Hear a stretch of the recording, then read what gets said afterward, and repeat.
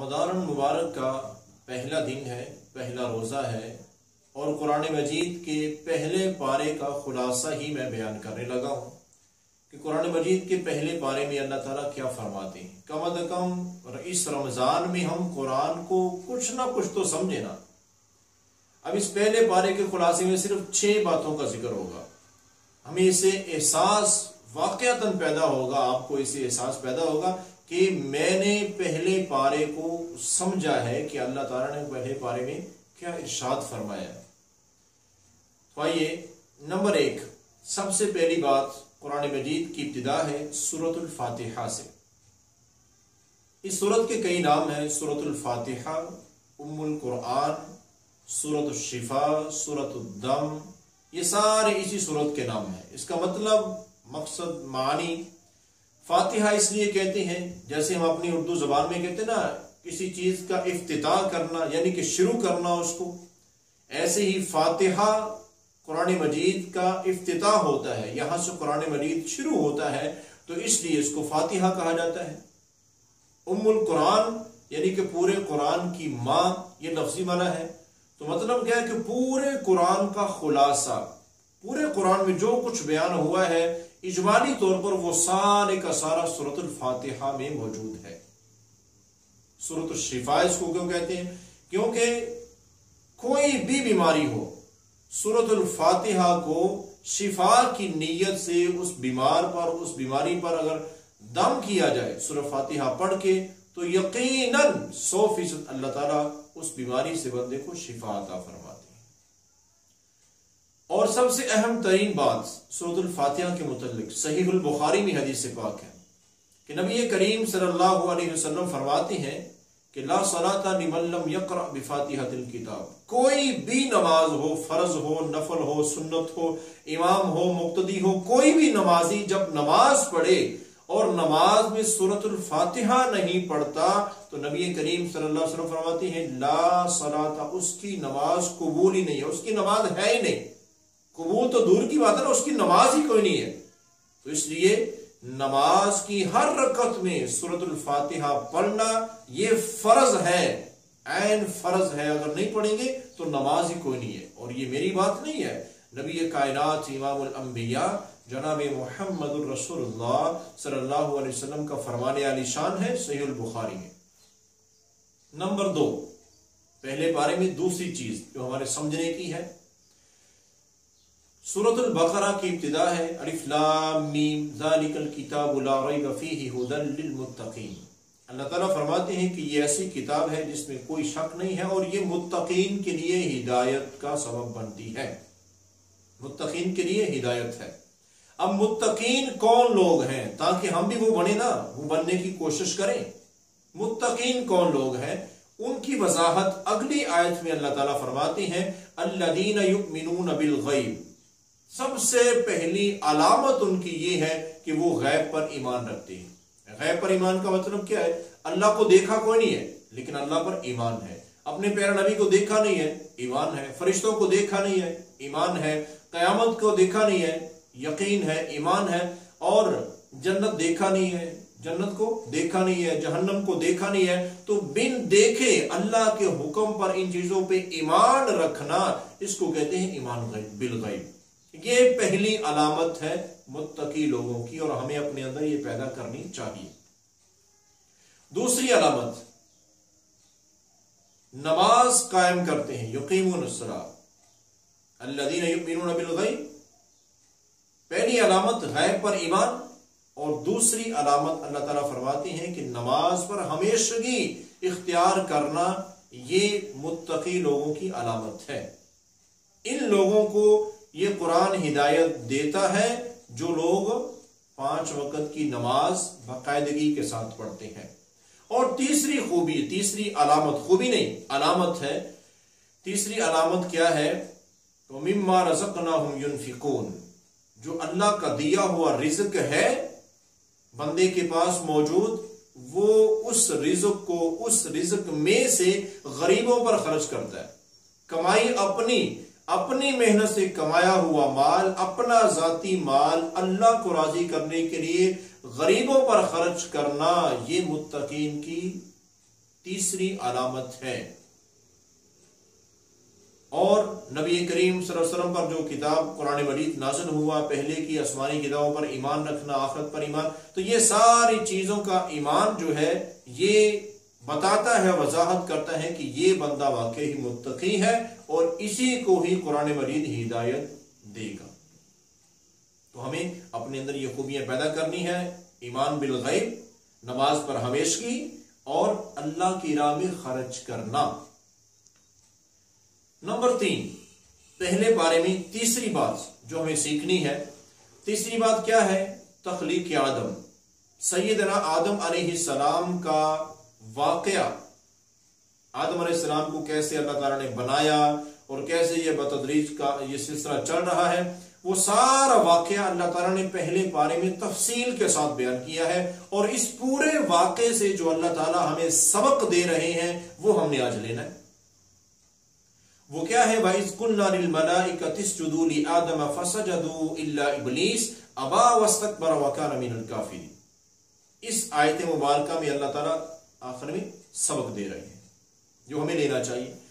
वो क्या है कि अल्लाह ताला फरमाते हैं कि हमने जब फरिश्तों को कहा कि आदम अलैहिस्सलाम को सजदा करो, इल्म की बरतरी की वजह से, तो सब फरिश्तों ने सजदा किया, लेकिन वहां पर मौजूद ये इब्लीस, ये जो जिन था, इसने सजदा नहीं किया।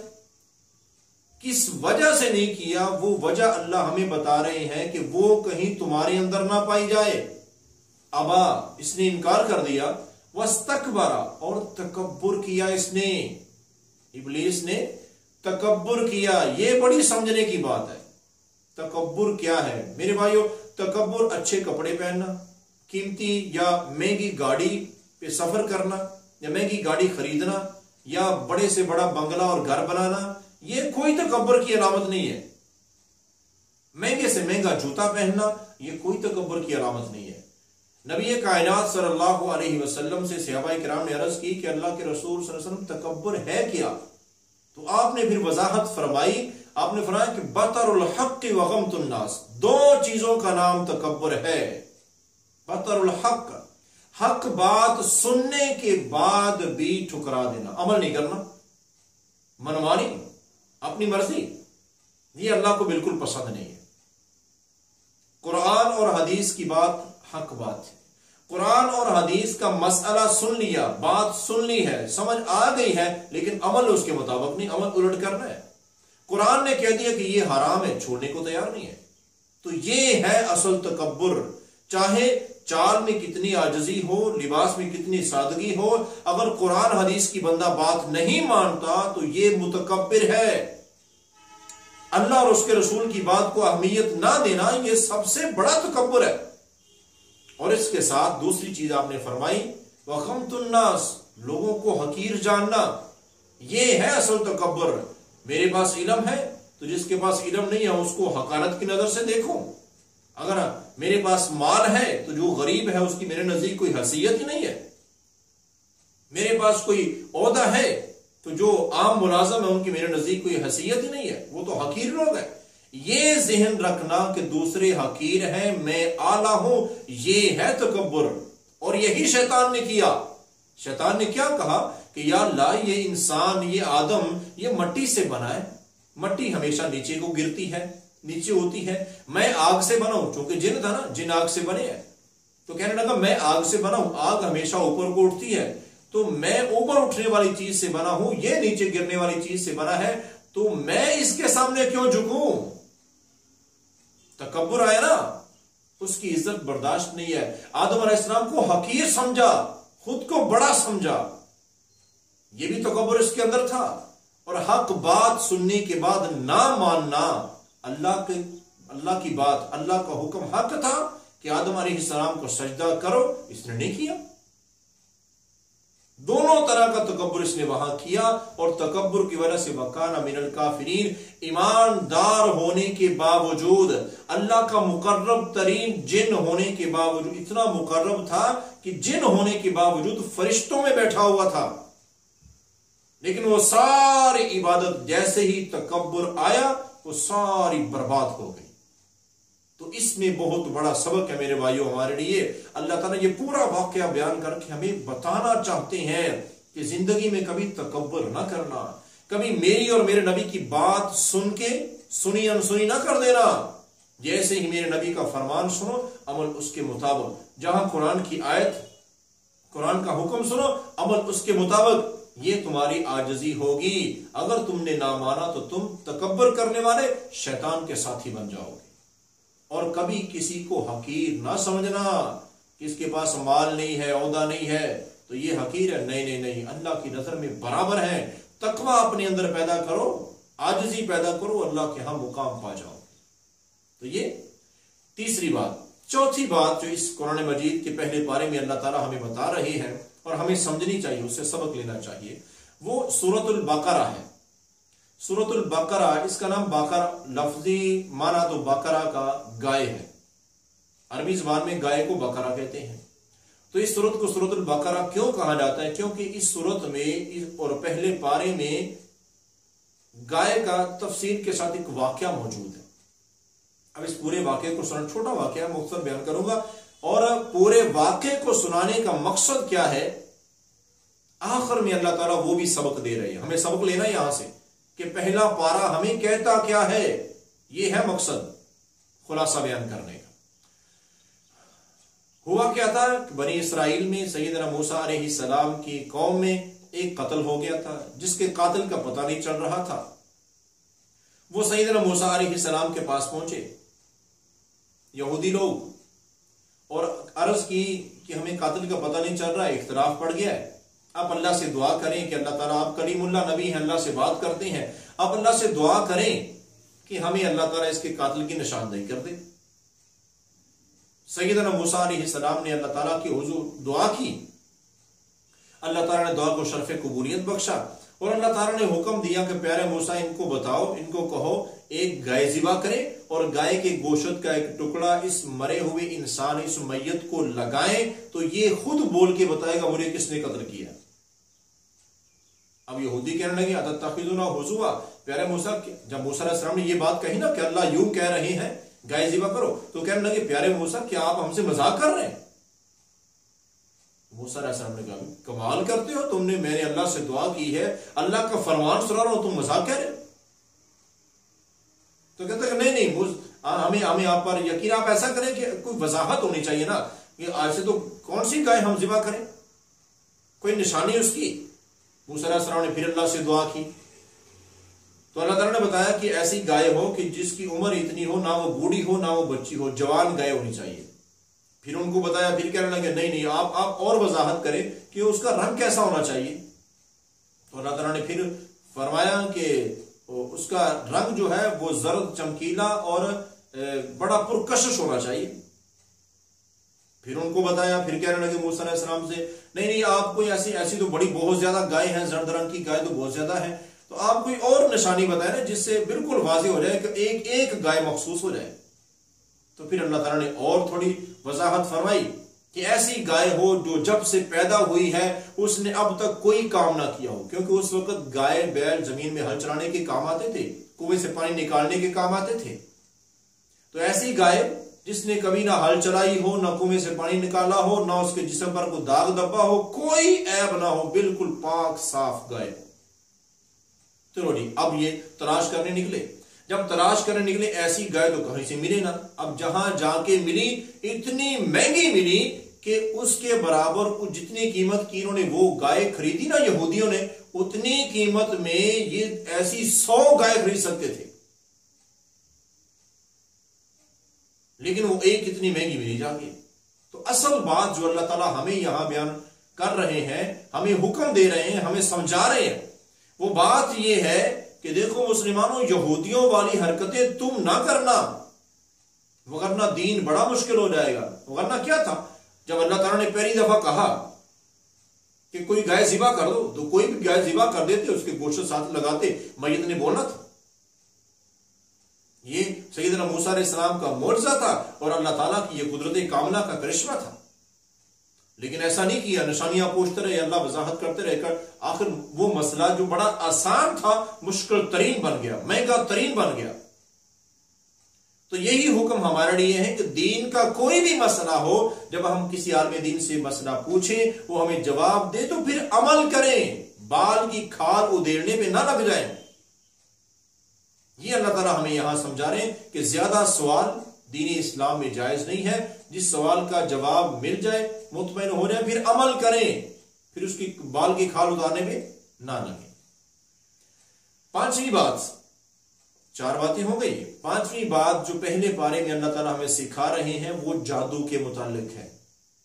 وَاتَّبَعُوا مَا تَتْلُو الشَّيَاطِينُ عَلَىٰ مُلْكِ سُلَيْمَانَ وَمَا كَفَرَ سُلَيْمَانُ وَلَٰكِنَّ الشَّيَاطِينَ كَفَرُوا يُعَلِّمُونَ النَّاسَ السِّحْرَ۔ اللہ تعالیٰ فرماتے ہیں کہ جادو کفر ہے، جادو کفر ہے۔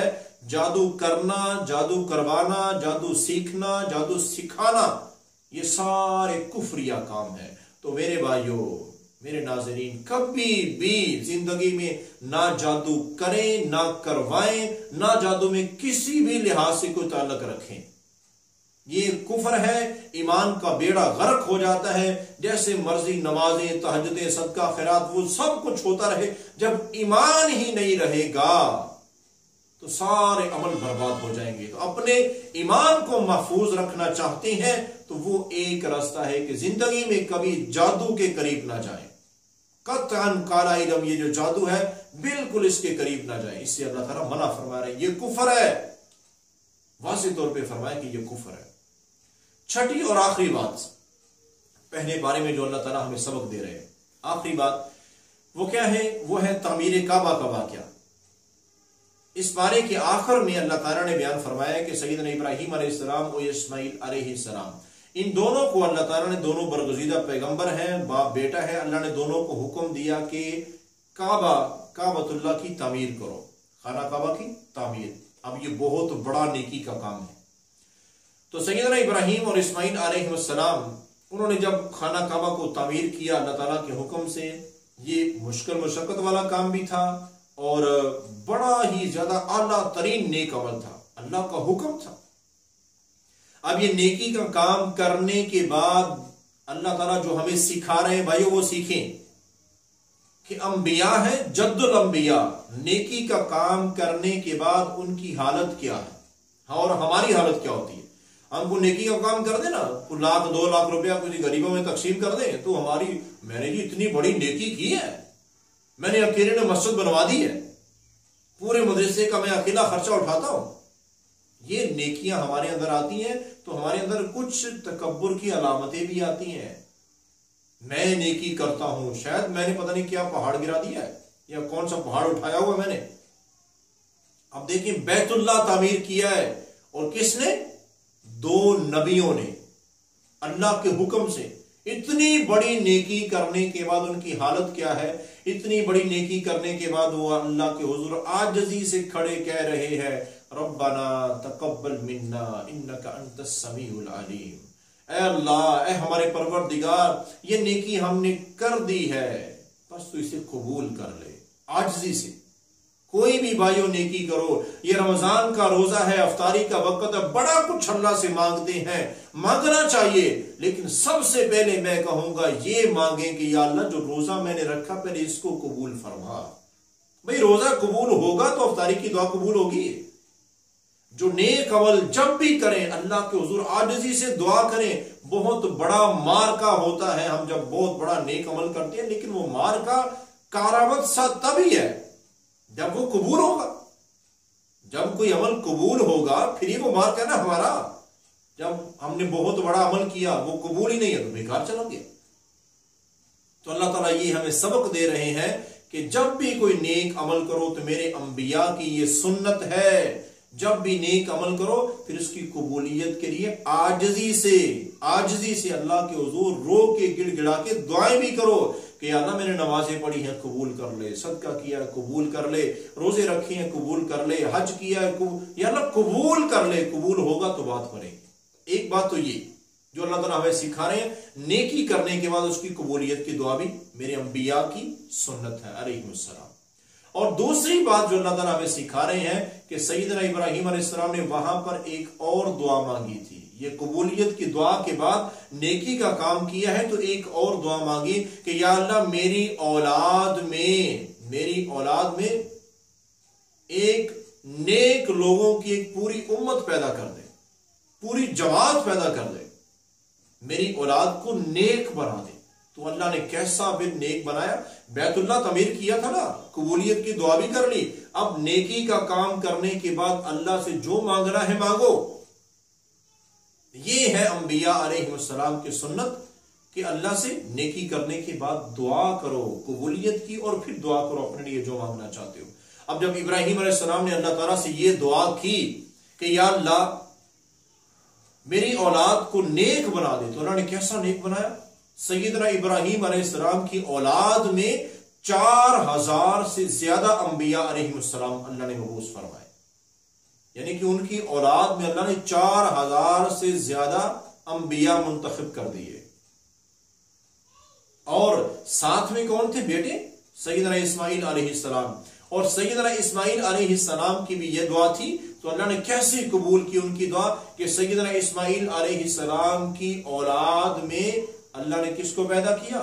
امام الانبیاء، حبیب خدا جناب محمد الرسول اللہ صلی اللہ علیہ وسلم، خاتم النبیین، امام الانبیاء کو اللہ نے کن کی اولاد میں پیدا کیا؟ وہ جنہوں نے بیت اللہ بنانے کے بعد اللہ کے حضور عاجزی سے دعا کی تھی۔ تو میرے بھائیوں، یہ ہیں وہ 6 چیزیں جو پہلے پارے میں اللہ تعالیٰ نے بیان اصول تو کافی سارے ہیں، مختصر خلاصتاً کم از کم اتنا تو ضرور، یہ 6 باتیں ضرور یاد رکھیں۔ فاتحہ کی فضیلت، ایمان بالغیب، اور آدم علیہ السلام کی تخلیق میں جو اللہ نے تکبر سے منع کیا ہے، تکبر سے بچیں، اور زیادہ دین کے متعلق سوالات نہ کریں، جادو کفر ہے زندگی میں کبھی نہ کریں، نہ کروائیں، نہ سیکھیں، نہ سکھائیں، اور جب بھی کوئی نیک عمل کرو اللہ سے عاجزانہ دعا کیا کرو کہ یا اللہ ہماری یہ نیکی قبول فرما۔ اللہ سے دعا ہے کہ مولا کریم اللہ رب العالمین ہمیں عمل کی توفیق عطا فرمائے۔